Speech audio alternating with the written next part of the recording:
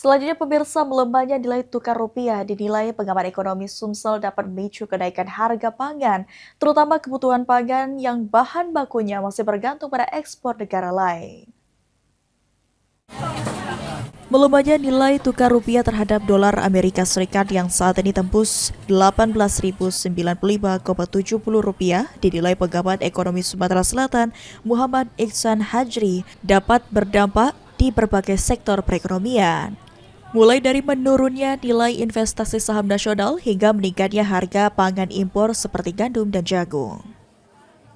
Adalah memang Amerika Serikat itu menjaga suku bunga The Fed itu tinggi ya, sehingga berbondong-bondong investor asing itu mencari safe haven atau mencari tempat-tempat investasi yang aman dan menguntungkan, sehingga banyak capital outflow atau dana keluar dari Indonesia, itu orang akhirnya berbondong-bondong itu investasinya ke Amerika dalam bentuk dolar, sehingga rupiah semakin tertekan.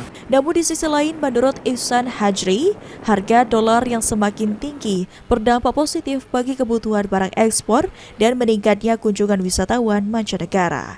Eki Saputra, PAL TV.